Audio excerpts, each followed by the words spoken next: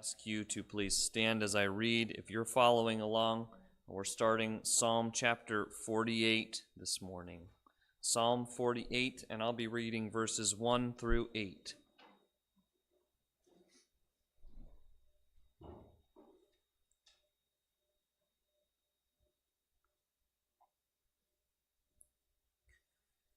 Great is the Lord and greatly to be praised in the city of our God, in his holy mountain.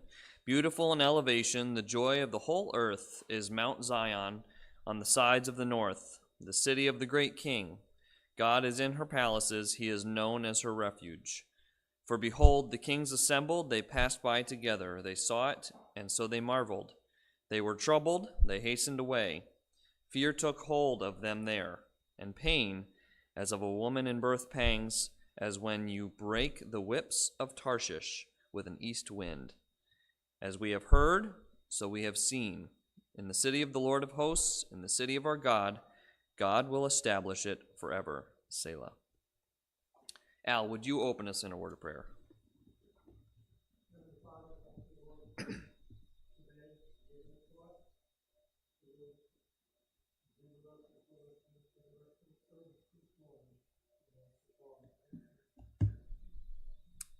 If you're using your hymnals, number 599, the words should be up on the screen for you. Before the throne of God above, we'll sing this song together, and then we'll have a quick time of greeting.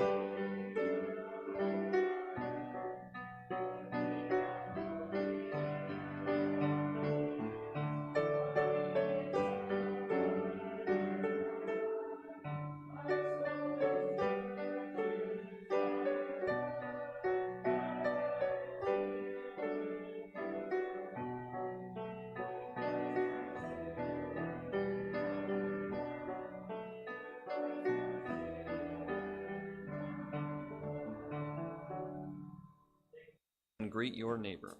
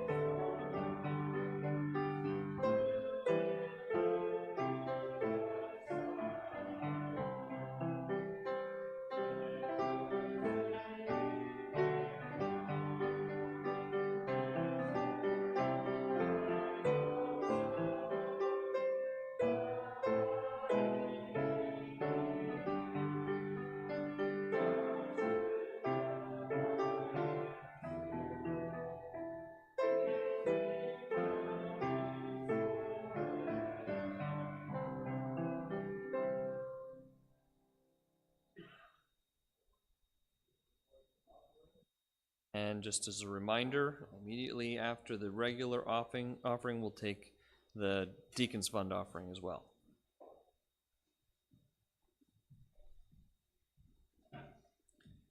Sean, would you give thanks? Heavenly Father, we do thank you for who you are. Greatly is your name and greatly to be praised. Father, thank you that you provide for all of our needs. We have no need to care. In fact, you tell us and command us to cast our cares upon you. So, Father, as we give now, I ask that we would be doing so cheerfully and knowing that you care for us. Thank you for that. So, as we do this form of worship, we ask that you will be blessed to us. We ask and pray these things in Jesus' name. Amen.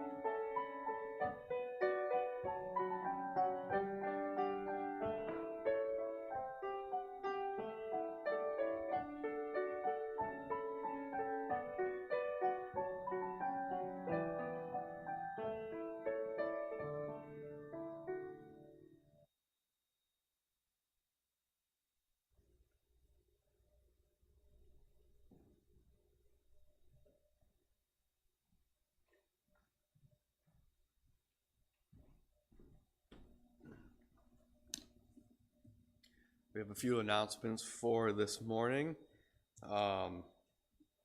One for those of you who are at or here this morning for Sunday school know this, but for the rest of you, Sean is starting a new curriculum, and it seems to be very interesting. So talk to him if you have any questions, or feel free to come next Sunday to see what we're going through.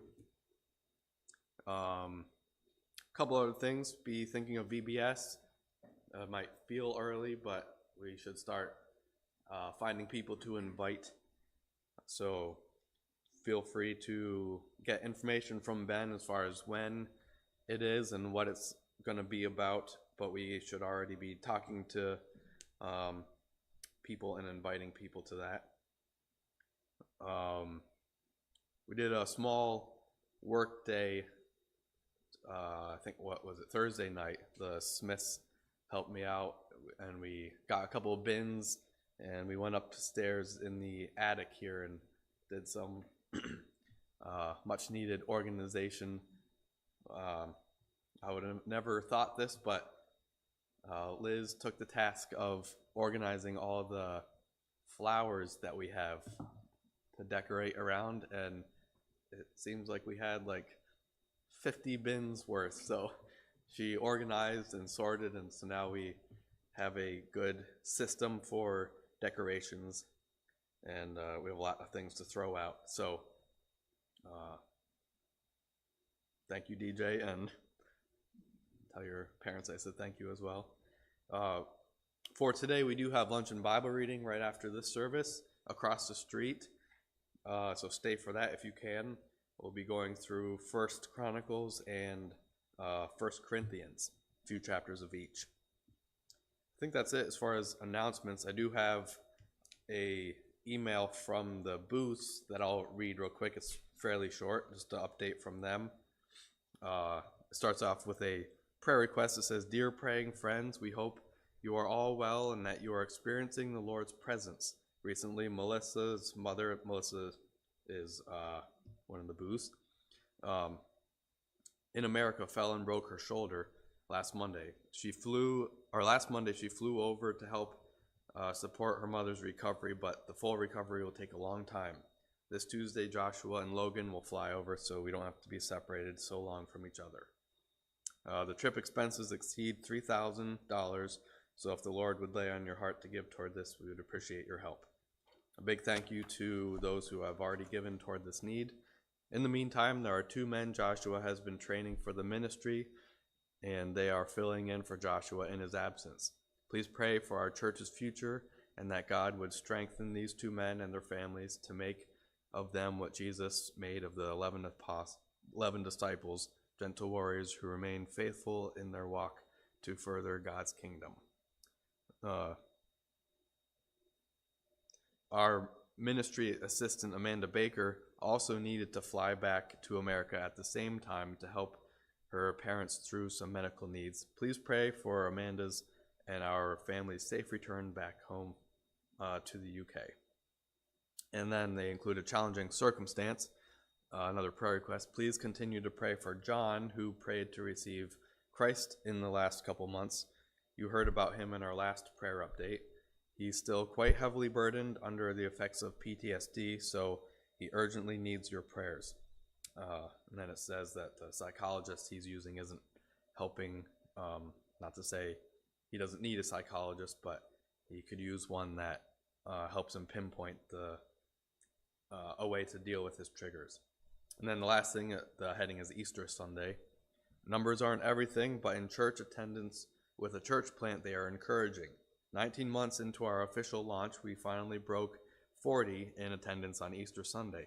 Several unsaved first-time guests came the same Sunday to see their grandson dedicated to the Lord.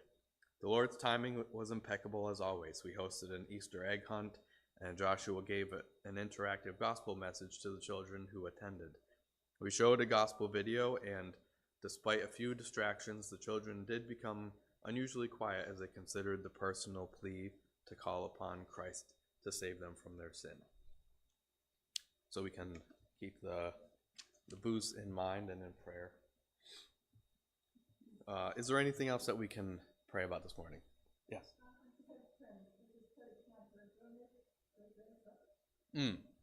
Ashley? Yes. Yeah, we can add as a praise. What is his name? William. Okay. Yes. Anything else? I got a text from Pam Fulton this morning, that she's having various health concerns that persist. So she was sad to miss this morning, but Mm-hmm. Yes. I'm having kidney surgery tomorrow down in Sloan County Hospital. Mm-hmm. My Uncle Johnny is in the hospital. He's got fluid on his brain, so it's not really a situation. They're transferring him to rehab for a couple weeks, and then he will be going home. So some prayers for him, for his health, and his partner Bobby. She's taking care of him. Their goal is probably something like this. Okay.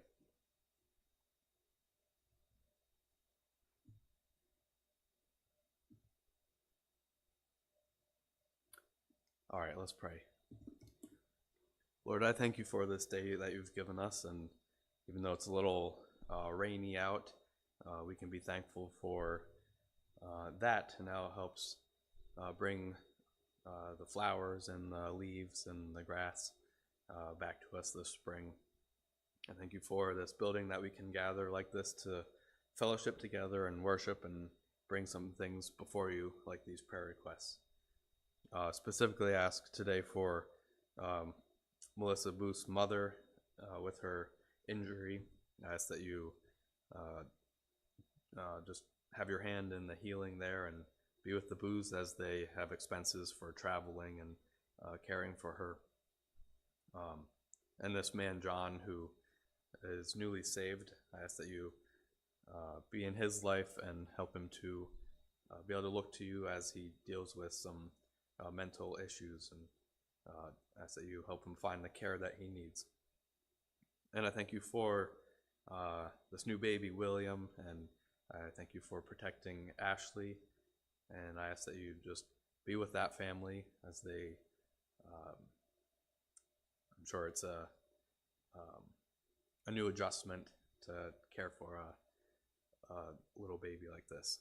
Just thank you for protecting them. And I ask that you be with Pam and her health. Thank you for her and her involvement, and John and their involvement here at Bethel. And I ask that you just be with that family as they have many things to pray about. And I thank you for Edie as well. Thank you for her, and I ask that you protect her as she goes into surgery. Help her to be able to focus on you through this process and to come out on the other side healthy and well. And I ask for Uncle Johnny as he is has some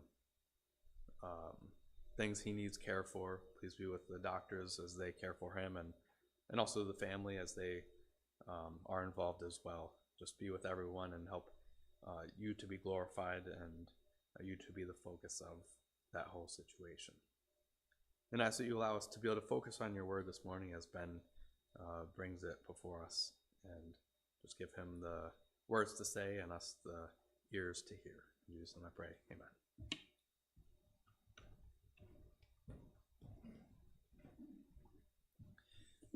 Phil mentioned VBS, and that is much sooner than you think. It's a month from next week that it starts. The deacons and trustees are going to be having a meeting with the Brooks family this week, hopefully, to discuss how they might assist us with VBS if that's the direction we choose to go. And most likely not next week since it's Mother's Day, but probably the week after next, so 2 weeks from today, we will be having a VBS meeting to kind of talk about that and have some more information for you. But I would still encourage you to take a look at the sheet in the back and see where you think you might fit in serving at VBS, and we will take any help that we can get from our members. So just keep that in mind. We're going to sing one more time before the message. If you're using your hymnal, it's number 174. Under His Wings, we'll sing verse 1 and verse 3.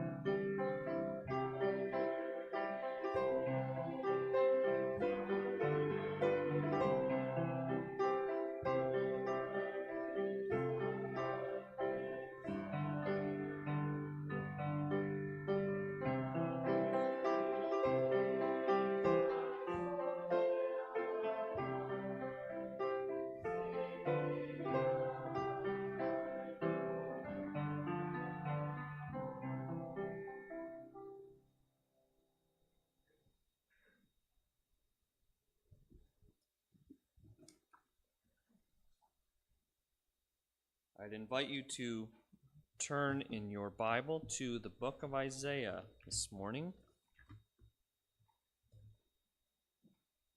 Isaiah chapter 9 is where we're going to be for the most part. We might take a look at a couple other places towards the end, but most of our time will be in Isaiah chapter 9, specifically dealing with verses 1 through 7.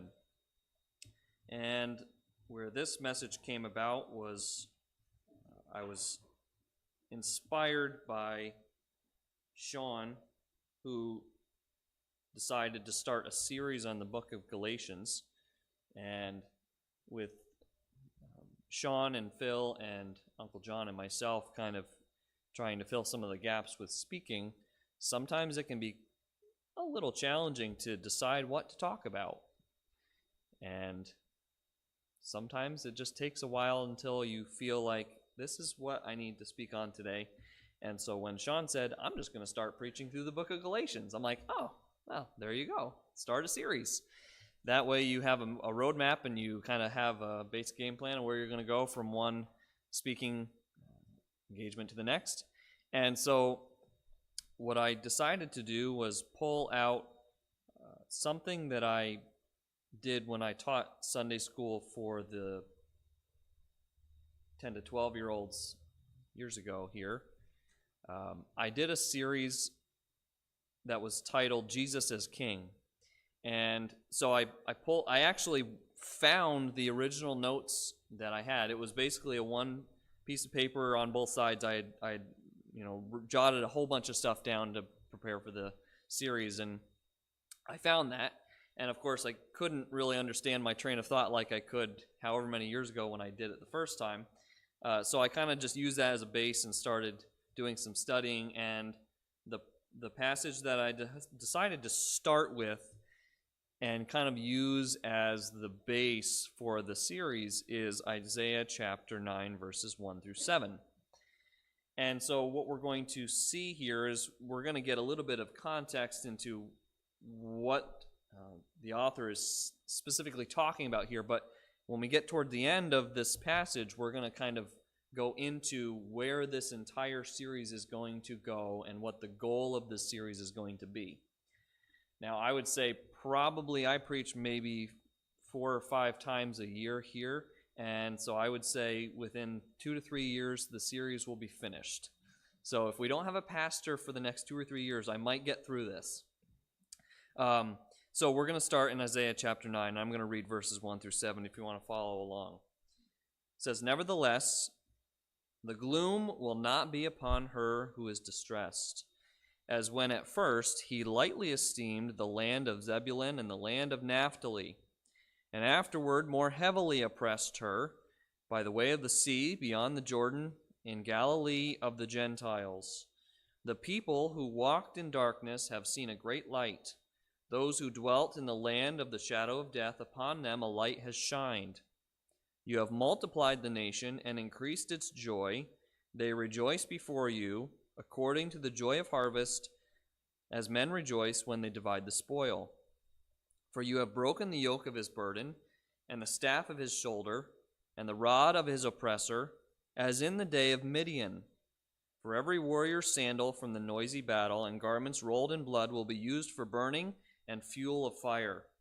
For unto us a child is born, unto us a son is given, and the government will be upon his shoulder, and his name will be called Wonderful, Counselor, Mighty God, Everlasting Father, Prince of Peace. Of the increase of his government and peace there will be no end, upon the throne of David and over his kingdom, to order it and establish it with judgment and justice from that time forward, even forever. The zeal of the Lord of hosts will perform this.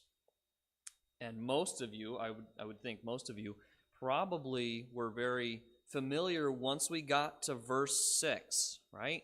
For unto us a child is born, for unto us a son is given, and it rolls through the names there. That should have sparked, oh yeah, I remember hearing that. Well, most of the time we don't, we kind of focus on that. We don't focus on any of the context of where that came from. So that's kind of what we're going to do first. The book of Isaiah is considered a major prophet. The prophet Isaiah, he received his call to prophecy during the reign of King Uzziah. And that was during the last year of Uzziah's reign, and Uzziah was a king over Judah. And so in this time period in the Old Testament, in this time period of Israel, there's actually two kingdoms right now. The people of Israel had split. So you have the kingdom of Judah in the north and the kingdom of Israel in the south. Each had their own king. Okay? And so in the kingdom of Judah, you have King Uzziah.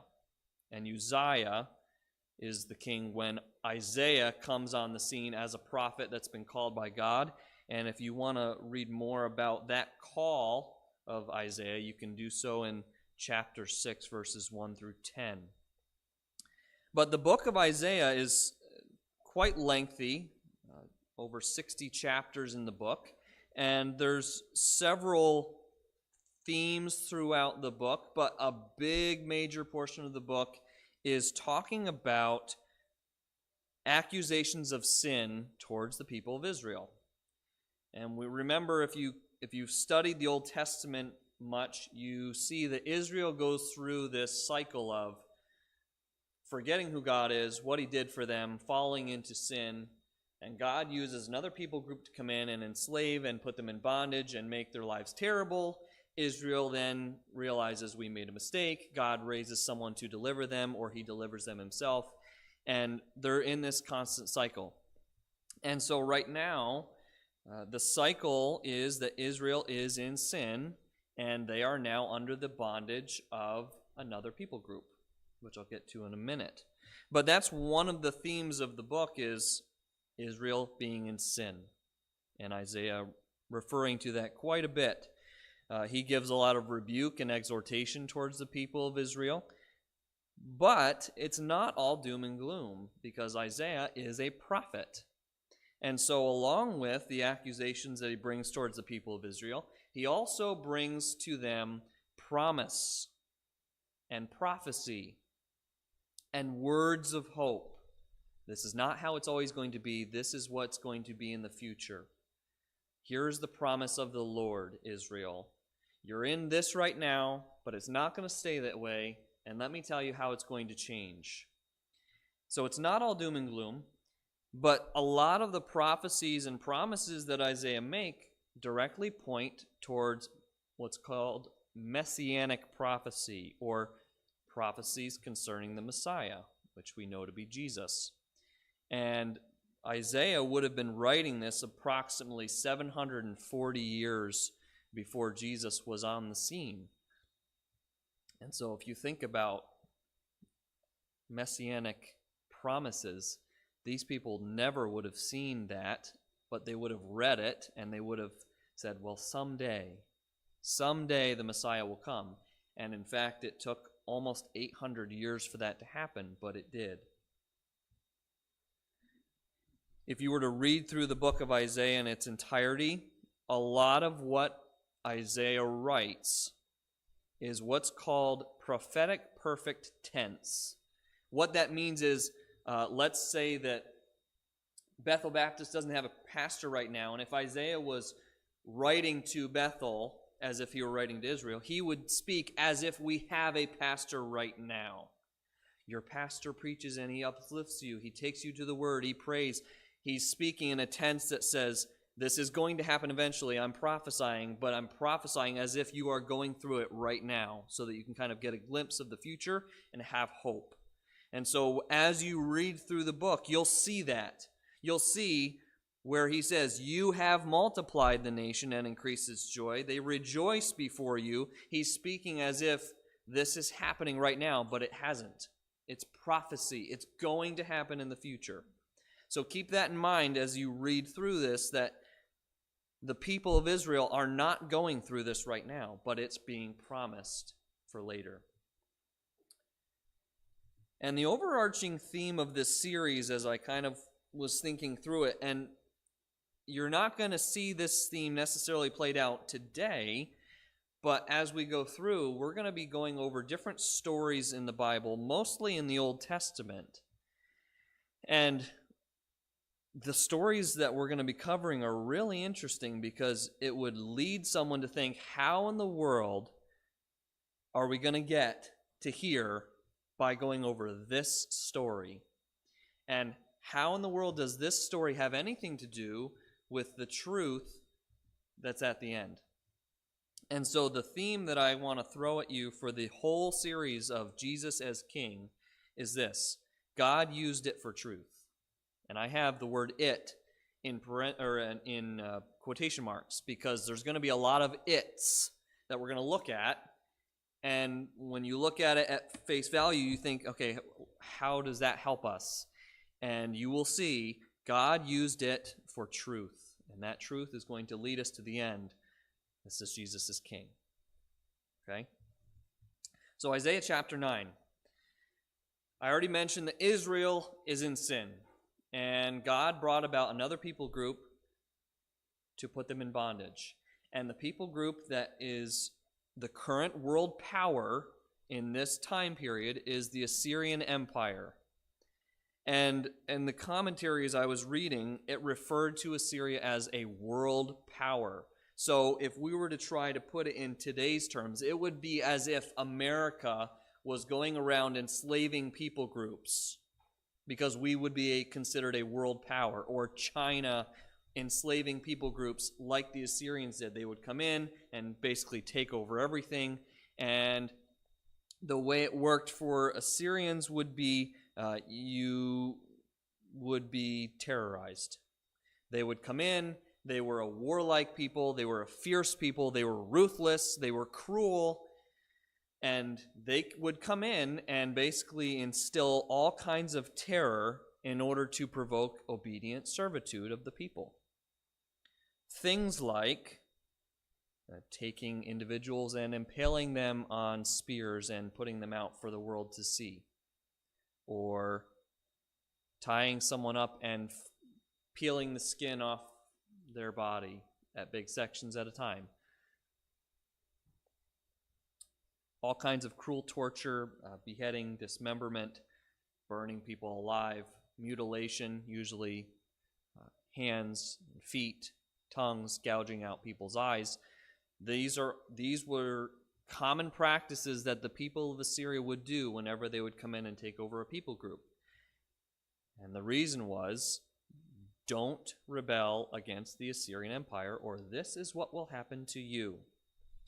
And so the Assyrians were feared. And just for a little context, these are the same people that God told Jonah, I want you to go to Nineveh, the capital of the Assyrians, and I want you to preach to them and tell them to repent from all the sin that they've done.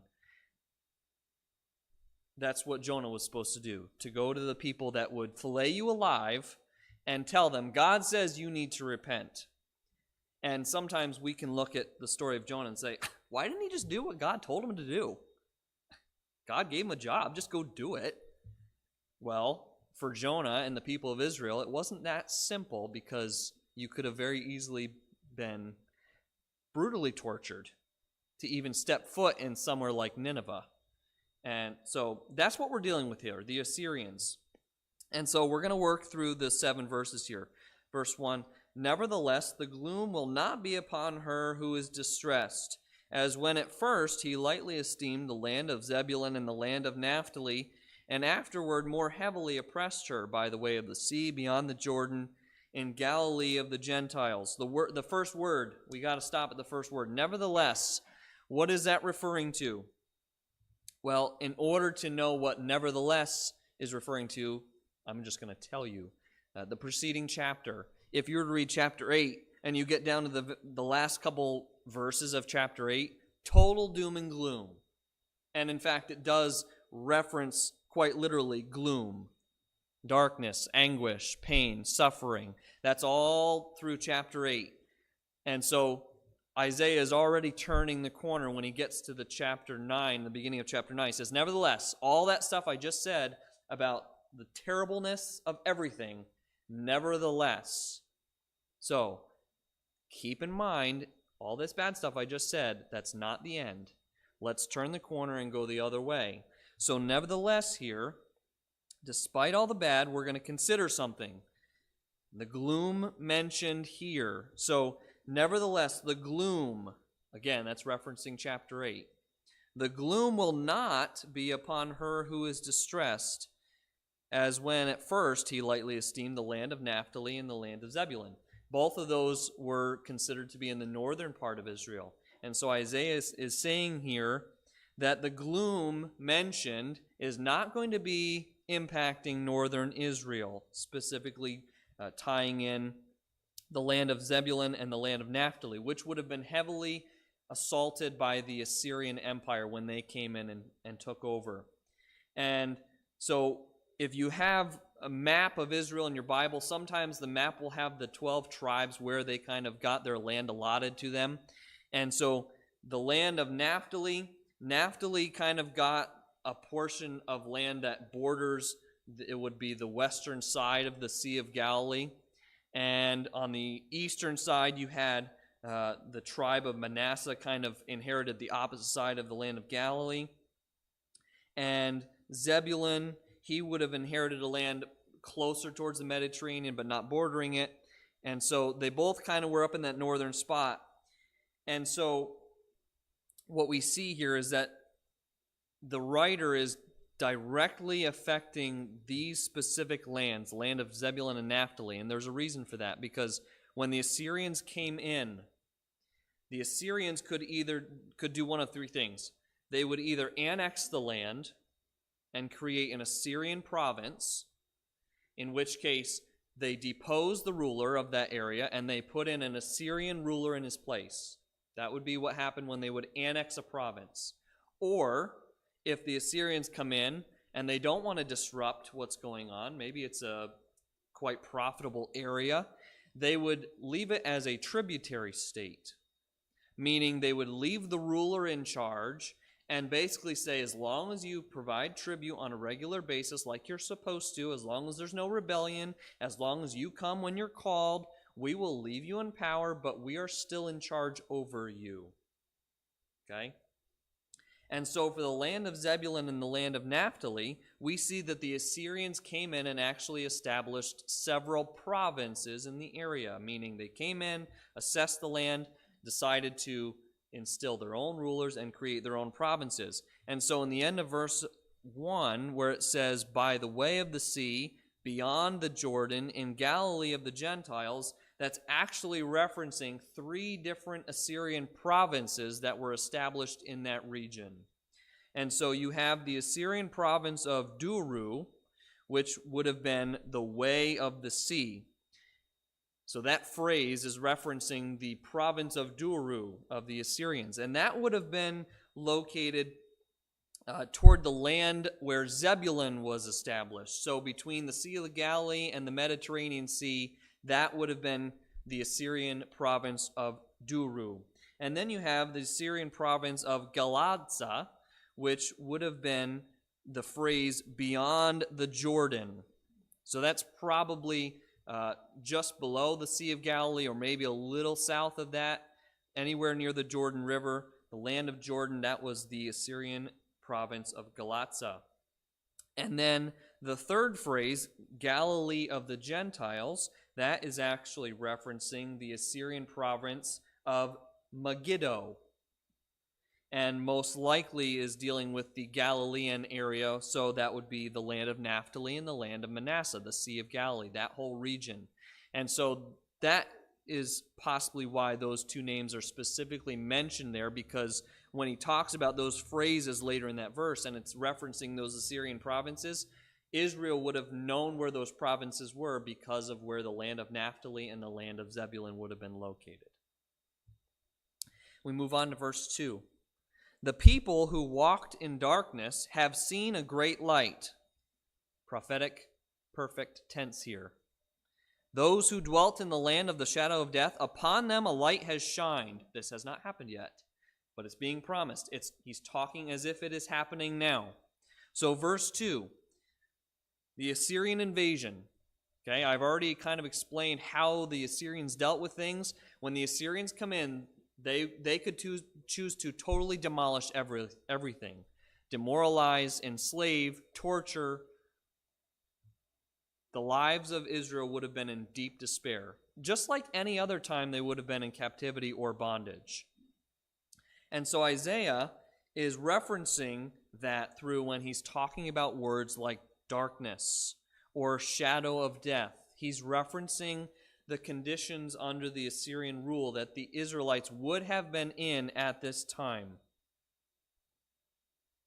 At this time, they are in total despair. But Isaiah says there's hope. The people who walked in darkness have seen a great light. Those who dwelt in the land of the shadow of death, upon them a light has shined. This is interesting here because of the contrast between the usage of light and dark. If you were to read through the entire Bible, whenever you see the contrast between the words light and dark, lightness, darkness, light is always associated with good, darkness is always associated with evil. Darkness is the antithesis of goodness. Light is the antithesis of darkness and evil.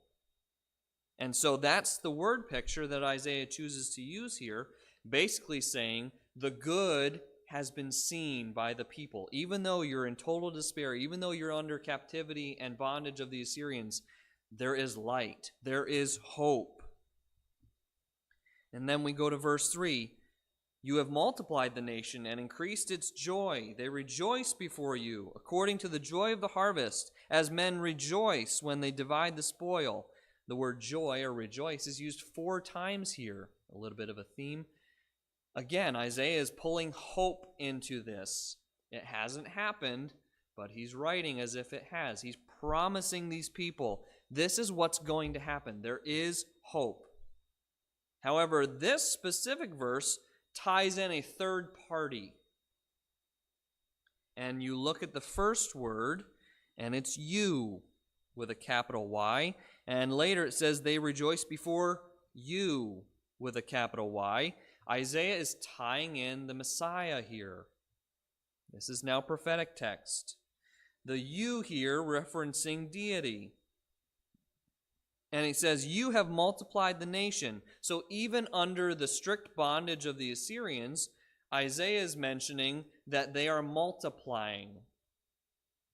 This should be a theme that we've kind of noticed throughout the Old Testament. If you think back to the covenant that God made with Abraham in Genesis 12 and Genesis 15, he would make his descendants as numerous as the stars, as numerous as the sand on the seashore. And you read through the story of Israel and Egypt, how even when the Egyptians would put them under strict slavery, somehow the Hebrews would continue to flourish and continue to multiply. And it should tie you back to the original promise that God made Abraham, that even under hostility, Israel would not be forgotten. Israel would continue to flourish. Why? Because they are God's chosen people. That's an important point, something that's going to come back a little bit later. And then going back to the word rejoice and the word rejoicing and joy, according to the joy of harvest, as men rejoice when they divide the spoil. Isaiah is using the analogies of victory here. And so harvest time, if you look at it from an agricultural point of view, harvest time is when you get to go out and reap the benefits of the hard work through the year. So you plant in the spring, and then in the fall you harvest. It's the benefits. It's the success of your work. And then he uses the art of war here. As men rejoice when they divide the spoil. You've won the victory, and now you get the reward of what's left. So both of these tie in the idea of accomplishment and success and joy. And then he goes to verse 4, still referencing the deity here, the Messiah. For you have broken the yoke of his burden and the staff of his shoulder, the rod of his oppressor, as in the day of Midian. I want you to pay attention to what it says first. You have broken the yoke of his burden. And so if you picture a yoke, you picture oxen in a yoke, right? How do you take a yoke off? Well, you have to take it off. I don't know how you take it off. But you take it off, right? It doesn't just stay on there. You have to be able to take it off and give the oxen a break. That's not what Isaiah is saying here. Isaiah does not say, "You, O God, have taken off the yoke of burden of the people of Israel. You, O God, have come and disassembled and taken it off and given them a break." It doesn't say that. What does he say? "You have broken the yoke of his burden and the staff of his shoulder, the rod of his oppressor." He uses the word broken here, which is important. Broken meaning the bondage or the yoke is destroyed. It's useless. The rod and the staff are not useful as those tools anymore because they have been broken by the Messiah. They are now useless. And then he reminds Israel, hey, listen, you know how you're under bondage right now and you're in so much pain and agony and everything's dark? Do you seem to recall a time way back when, maybe in the book of Judges 6 or 7, where we have the Midianites that are encamped against the people of Israel? And Isaiah says, as in the day of Midian, God delivered Israel out of the hand of the Midianites through who? Gideon. 300 soldiers. God did that. Just like he broke the yoke of the burden and the staff of his shoulder and the rod of his oppressor. Verse 5, "For every warrior's sandal from the noisy battle and garments rolled in blood will be used for burning in the fuel of fire." Another word picture here. Visual representation. Specifically dealing with fire. Fire is always used as a cleanser. And if you were to look at the very end of the book of Isaiah in chapter 66, you would kind of see the same word picture here when it talks about the Lord coming back and consuming his enemies in a vengeance and full of fire. It's an overcoming agent here. And so the word picture here is a battle, a war, an army overcome with fire, promising the power of the Messiah. And then we get into the two verses that are most familiar to us, which is where the rest of this series is going to kind of stem from. "For unto us a child is born, for unto us a son is given, and the government shall be upon his shoulder, and his name will be called Wonderful Counselor, Mighty God, Everlasting Father, Prince of Peace." So, all of these things that Isaiah talked about in verses 2 through 5, the good, the hope, the light at the end of the tunnel, how is this going to happen? And that's where he comes into verse 6 and 7 and says, this is how. "For unto us a child is born." The hope is born. Now, there are some scholars, and probably even Israel, might have thought this in this time period. After King Uzziah, there were some other kings, and then we have a king come on the scene who is named King Hezekiah. Hezekiah was of the family of David, and he was king when they rebelled against the Assyrian Empire. And there was some deliverance there.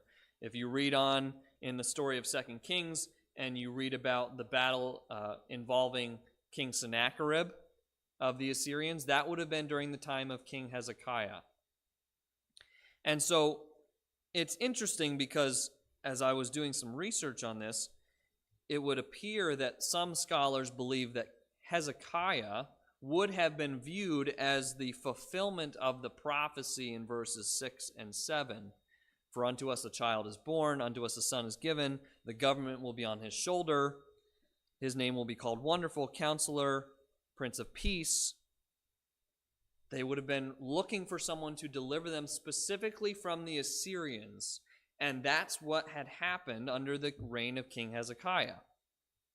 So for the people of Israel, they might have read this and said, King Hezekiah, that was the guy. Or they could have also thought the same about King Josiah, who was after King Hezekiah. Both rulers in the kingdom of Judah. Same thing. Same kind of deliverance under his rule.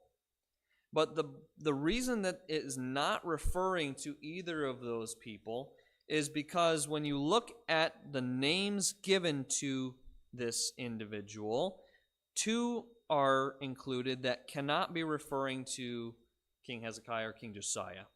Mighty God, Everlasting Father. Mighty God, of course, is dealing with deity. It's dealing with something beyond a human. And so that cannot be referring to King Hezekiah or King Josiah because of that. Everlasting Father, denoting something that's never going to end. And so if you look at it with all of the names, you're going to see that it's not referring to a human born in the Old Testament. It's referring to someone greater than a human born later on, which we know to be Jesus. So these two verses are also messianic prophecies because they are talking about the coming Messiah, which would be almost 800 years later.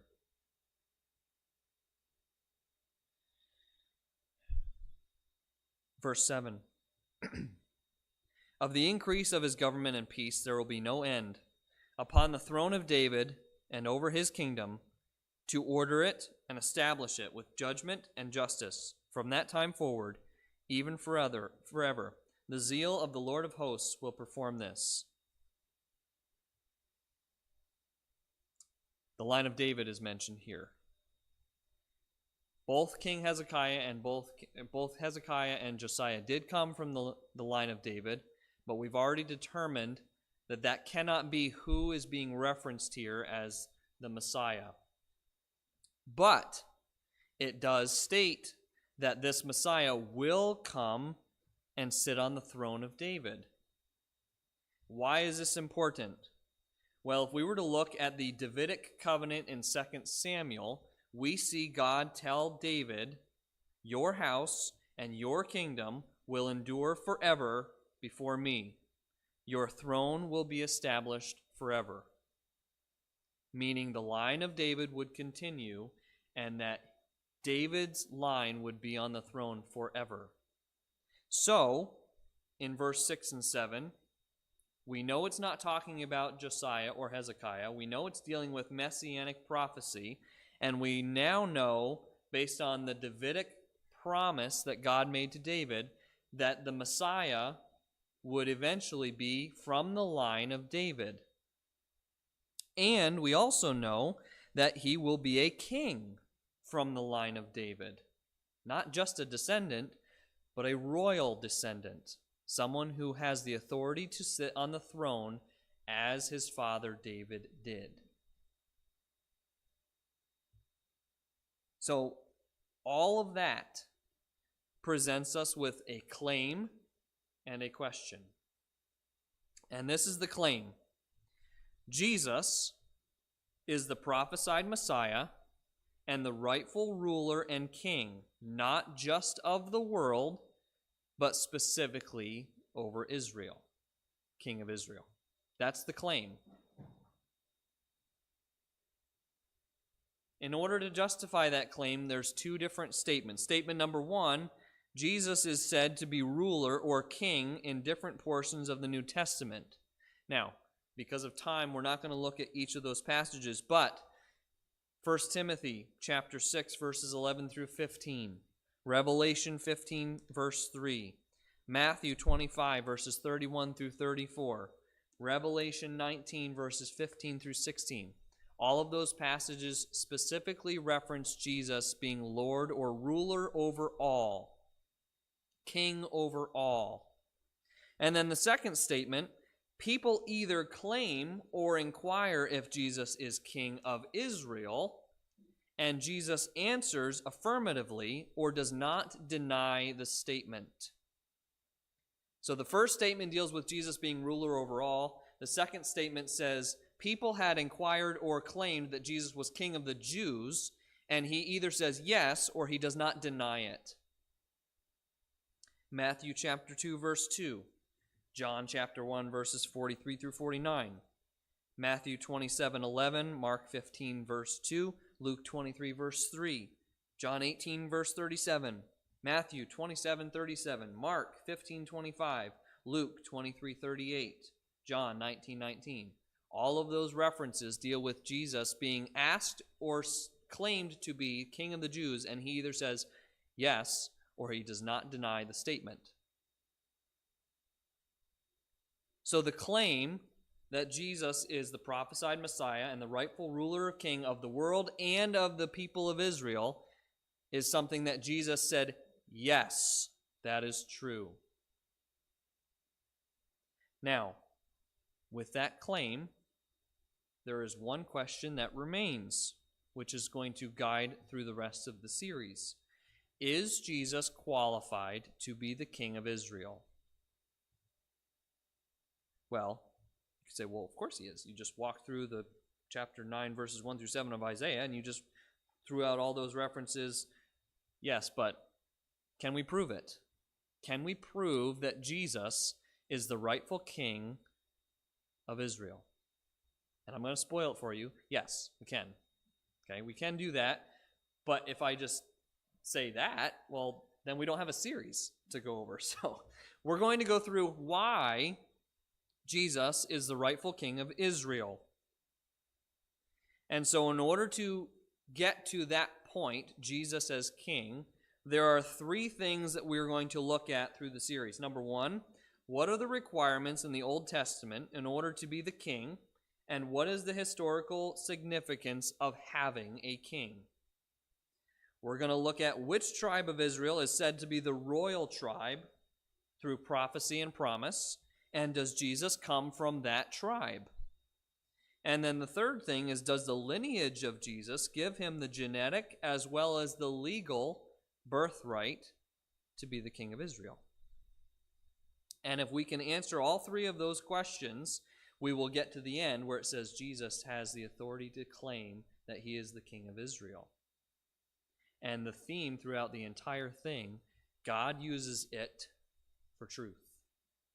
And so as we work through these questions, and we start in the Old Testament and work our way through, we're going to be seeing story after story after story where God uses that to get to Jesus being the rightful king of the Jews, as promised in Isaiah and as promised to David and Abraham.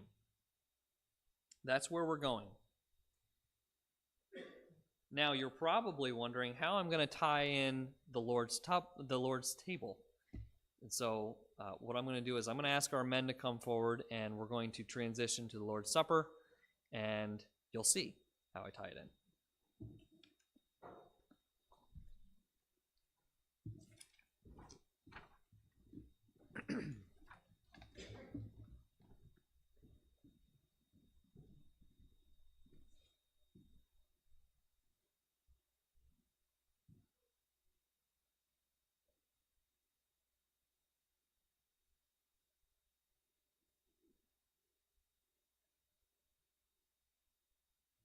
Turn to Matthew chapter 26. Matthew 26, verse 26. This is where Jesus institutes the Lord's Supper. This is where, in a moment, once we start to so I'll ask Phil and Sean if you want to each give thanks. Sean, you want to thank the cup, and Phil, if you want to thank the bread. And we pass that along. Heavenly Father, would you thank you for Jesus Christ, the Savior, as we read this morning from Isaiah, that he was broken so that we yoke the burden on us that sin that enslaved us and kept us separate from you. He was broken so that we could break that. So Father, we thank you for the peace that Jesus Christ inside of us. We thank you for the hope that this is eternal, faith in the God. So Father, thank you for what we are remembering, what we are committed to in each and every day of our life. That sacrifice that Jesus on the cross. So thank you, Father.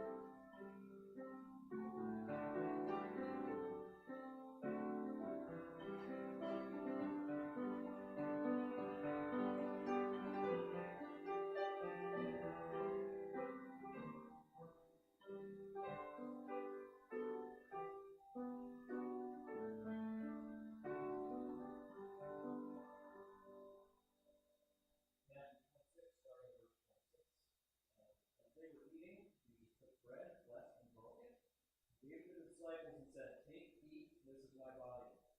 He took the cup and gave thanks and gave it to them, saying, "Drink from it, all of you.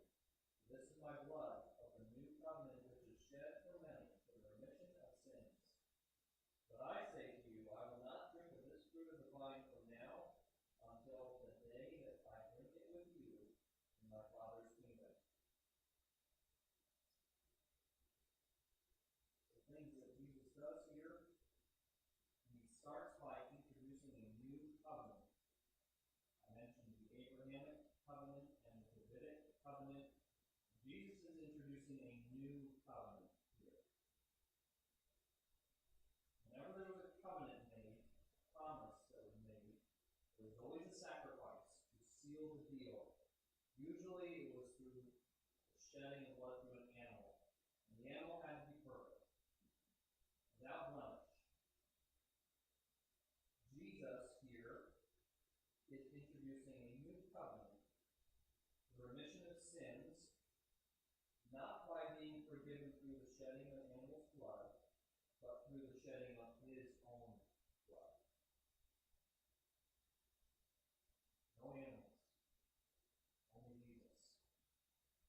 He is self-proclaiming to be the Messiah that had been promised in the Old Testament by instituting this new covenant, because he claimed to be without blemish. He claimed to be perfect. He is the only one that's able to introduce a covenant like this. And because a covenant requires a sacrifice, his blood being shed for our sins is the sacrifice that allowed that covenant to be made.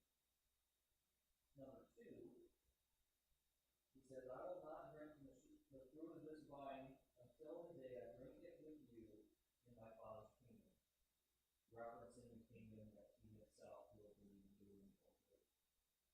Again, self-proclaimed to be the king.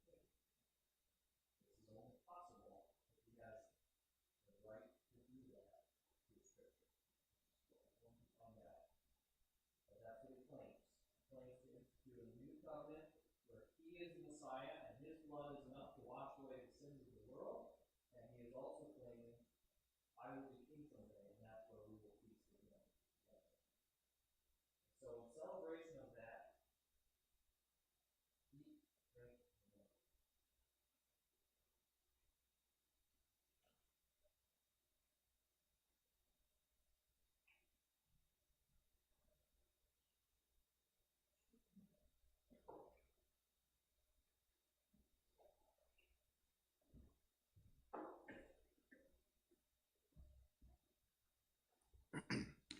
I'll ask stand with me as we close. Introducing your hymn number 253. Words together on the screen for you. We'll use the first one together as we close. Turn your eyes on me.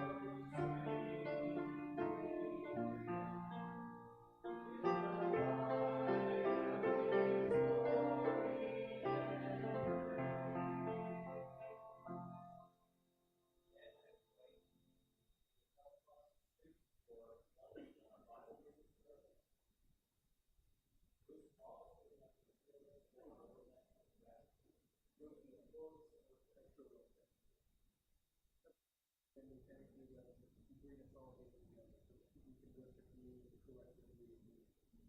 Lord, we thank you for everything you do for us in our lives and the way that we see it. Lord, may every word